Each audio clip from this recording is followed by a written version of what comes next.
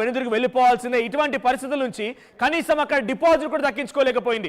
Deposit రావాలంటే 7,814 ఓట్లు అక్కడ పోలైతే 780 ఓట్లు ఎవరికైతే అక్కడ పోల్ అవుతాయో వారికి డిపాజిట్ దక్కినట్టు. సో వైసీపీకి ఇంతవరకు డిపాజిట్ దక్కలేదు. ఇప్పుడు మనం చూస్తున్నట్టు ఈ లెక్కల మేరకి 680 ఓట్లు పోలయ్యంటే ఇంకొక 100 ఓట్లు వస్తే గానీ వైసీపీకి డిపాజిట్ వచ్చే పరిస్థితి లేదు. కానీ 100 ఓట్లు ఆల్రెడీ డిక్లేర్ అయిపోయింది కాబట్టి ఆ వైసీపీకి డిపాజిట్ లేదు.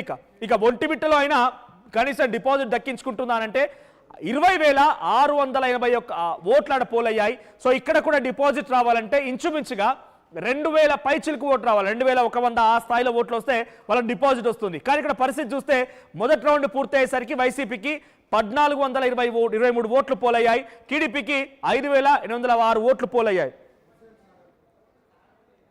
రైట్ రైట్ ఒక్కసారి వరి ఫస్ట్ టీవీ అయితే ఈ పోలింగ్ రిజల్ట్స్ పైన ఈరోజు వచ్చిన రిజల్ట్స్ పైన వైఎస్ అవినాష్ రెడ్డి మాట్లాడారని ఏం మాట్లాడారో చూద్దాం.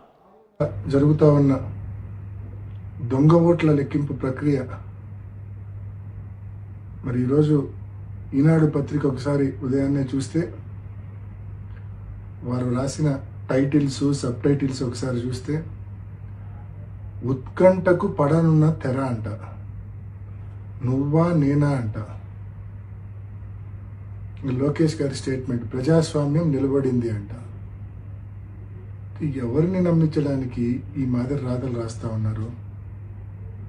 అసలు ఓటింగ్ జరిగింటే కదా అక్కడ మీరు ఈ మాదిరి రాతలు రాయాల్సింది. జరిగిందే దొంగ ఓటింగు, దానికి మళ్ళా ఉత్కంఠ, దానికి మళ్ళా నువ్వా నేనా, దానికి మళ్ళా ప్రజాస్వామ్యం నిలబడింది అంటే మీ ఉద్దేశము దొంగ ఓటింగ్ జరిగిందన్న విషయం పులివెందుల మండల ఓటర్లకో లేక ఎంతో వైఎస్ఆర్ కడప జిల్లాకు సంబంధించిన ప్రజలకో మాత్రమే తెలుసు. రాష్ట్రంలోని మిగతా జిల్లాల వాళ్లకు తెలియదు కదా. మన ఎల్లో మీడియాను అడ్డం పెట్టుకొని రాష్ట్రమంతా ఏదో నిజంగానే ఓటింగ్ జరిగింది, ఆ ఓటింగ్లో తెలుగుదేశం పార్టీ గెలిచింది అని చెప్పి మభ్యపెట్టచ్చు అని చెప్పి ఈ మాదిరి రాతలు రాయడము ఎంత అనైతికం అని చెప్పి నేను తెలియజేస్తా ఉన్నా. ఇది అనైతికం కాదా? అనైతికల్ కాదా? ఇది దొంగ ఓటింగ్ జరిగిందన్న విషయం మొత్తం స్పష్టంగా అందరికీ అర్థమైంది. అయినప్పటికీ మీరు ఈ మాదిరి రాతలు రాస్తా ఉన్నారంటే మీ న్యూస్ పేపరు మీ ఛానల్ ఎంత అనైతికలో ఒకసారి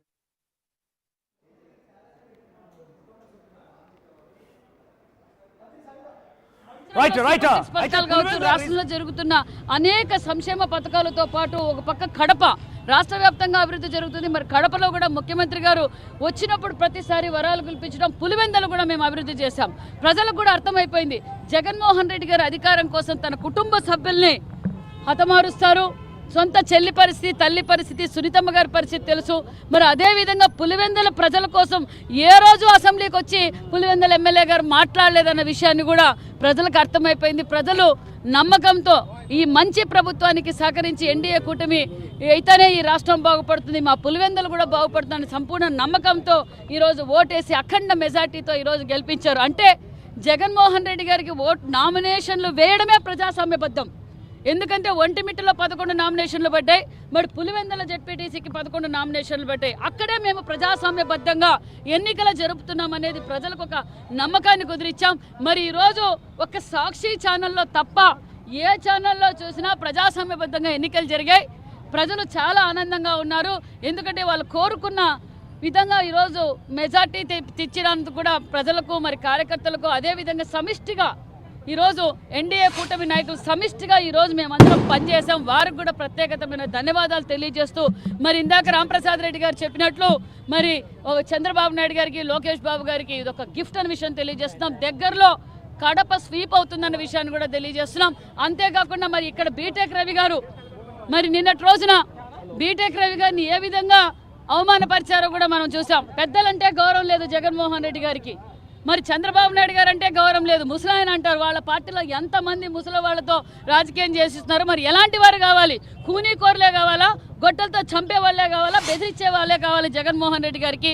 మేం తెలియజేసేది ఒక్కటే, ప్రజాస్వామ్యబద్ధంగా ఈరోజు ఓటింగ్ జరగటం వల్ల ఓటింగ్ జరిగింది. ప్రజలు కూడా సంపూర్ణమైన నమ్మకంతో పులివెందుల్లో సుమారుగా 6,052 ఓట్లు ఇప్పటికే మెజార్టీ ఉన్నాం. మరి ఒంటిమిట్టు కూడా సుమారుగా 4,000 చిల్లర మెజార్టీతో ఉంది.